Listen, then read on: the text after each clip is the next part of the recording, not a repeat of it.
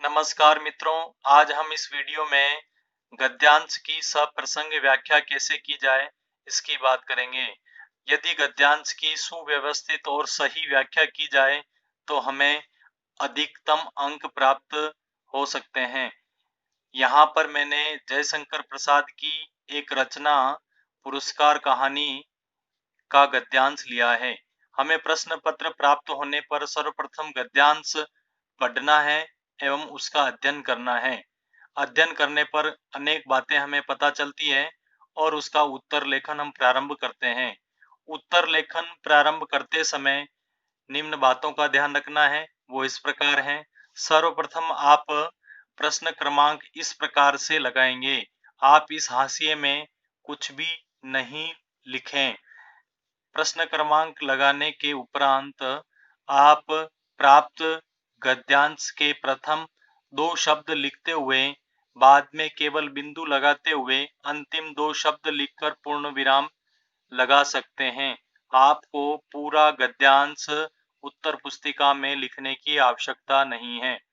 इसके बाद में हम लेखक का नाम, उसके रचनाकार एवं उस रचना का परिचय देंगे। जैसे यहाँ पर हम लिखेंगे, उक्त गद्यांश के लेखक जयशंकर प्रसाद हैं एवं यह पुरस्कार कहानी से लिया गया है।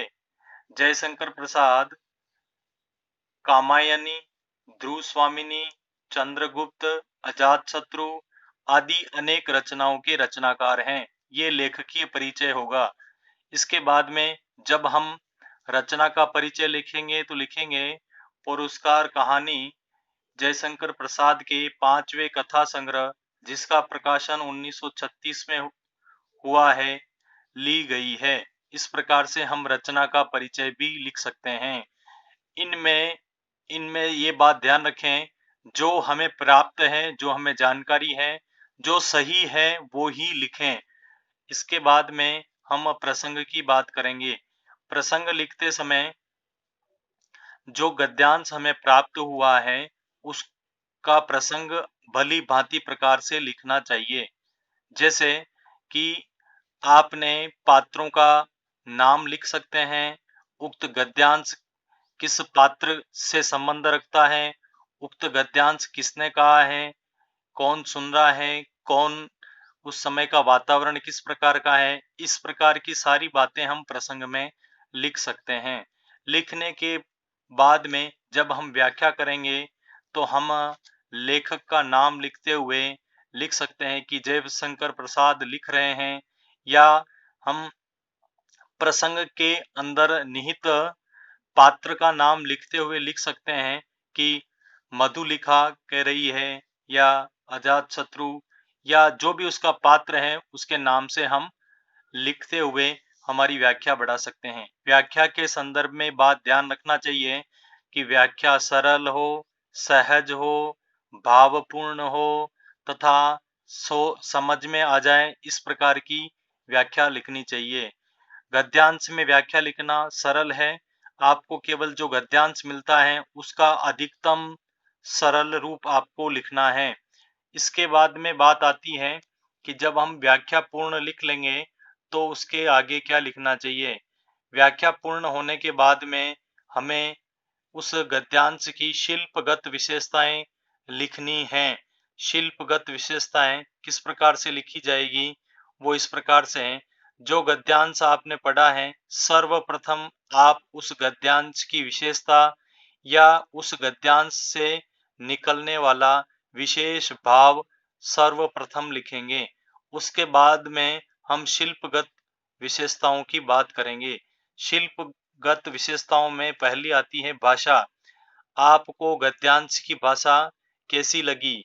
जैसे हम उसको सरल है, सहज है, ग्रामीण भाषा का प्रयोग है, या बोधगम्य है, सुंदर है, इस प्रकार की शब्दावली का प्रयोग कर सकते हैं। इसके बाद में जो गद्यांश हमें प्राप्त हुआ था, उस गद्यांश के शब्दों को बारीकी से अध्ययन करने पर हमें ज्ञात होता है कि शब्दों का चयन किस प्रकार का था। उक्त विधा में आपको जो गद्य की जो भी विधा मिलेगी, जो भी आपको गद्यांश मिलेगा, उसमें शब्दों का चयन किस प्रकार का है। तत्सम शब्द हैं, संस्कृत निष्ठ शब्द हैं, उर्दू की शब्दावली है, या अनेक प्रकार की बात जो हमें ध्यान में आती है उस गद्यांश में, वो लिख सकते हैं। यहाँ पर मैंने केवल उदाहरण लिखे हैं। इसके बाद में हमें गद्यांश की शैली पर भी बात करनी होगी। शैली यदि आपको ध्यान में आती है तो लिखिए कि वार्ता शैली है, कोई डायरी शैली है, कोई वर्णन है, व्यंग्य है, या कोई ऐतिहासिक शैली में लिखा गया है। इस प्रकार की बात हमारे को ध्यान में आती है तो लिखना चाहिए। अन्य में आप अन्य नहीं लिखें, अन्य में जो लिख रखा है वो लिखें कि आपने जब गद्यांश पढ़ा तो आपके मन में कोई बिंब उभरा है, कोई प्रतीक आपको पता चले हैं, कोई गुण पता चले हैं, तो आप उनको अवश्य लिखिए।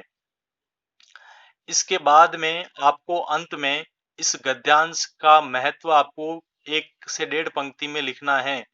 और यदि गद्यांश इस प्रकार का है कि उसकी वर्तमान में कोई प्रासंगिकता है, तो भी आपको सुस्पष्ट रूप से लिखनी चाहिए।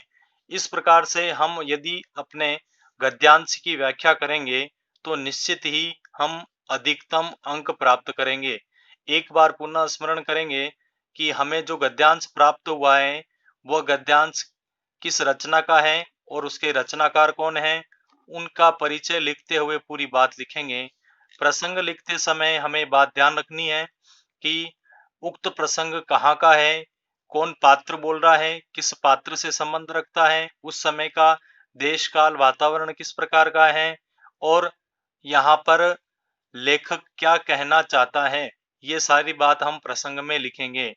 अब यहाँ पर ये बात ध्यान रखें, लेखक का नाम, रचना, परिचय, ये आप 3 से 4 पंक्ति में लिख सकते हैं। प्रसंग भी आप 3 से 4 पंक्ति में लिखेंगे। जब हम व्याख्या करेंगे, व्याख्या गद्यांश पर निर्भर रहती है। यदि गद्यांश बड़ा है तो हमारी व्याख्या भी बड़ी होगी, यदि गद्यांश छोटा है तो छोटी भी होगी। अनेक बार कठिन गद्यांश होने पर व्याख्या अधिक भी होती है। इसके बाद में जब व्याख्या पूर्ण होने पर हम जब विशेष लिखेंगे, तो विशेष में आपको जो बात निश्चित पता चलती है वो ही लिखना चाहिए। यदि पता नहीं चलती है तो अनावश्यक नहीं लिखें। भाषा, शब्द चयन, ये दो तो आपको आसानी से पता चल जाएंगे, और एक गद्यांश की विशेषता या जो गद्यांश में निहित भाव है वो आपको निश्चय ही पता लगेगा। ये बातें आपको अवश्य लिखनी है। इसके अलावा यदि आपको शैली है या अन्य चीजें आपको पता चलती है, कोई सामासिक शब्द हैं, कोई संधि के शब्द ज्यादा हैं, इस प्रकार की कोई भी अन्य व्याकरण कोटि का भी यदि आपको पता चलता है तो उसको भी आपको लिखना चाहिए। अन्य जो मैंने लिखे थे प्रतीक, बिंब, ये भी यदि आपको पता लग रहे हैं तो लिखना चाहिए। गद्यांश की वर्तमान प्रासंगिकता आवश्यक नहीं है कि वहां पर वर्तमान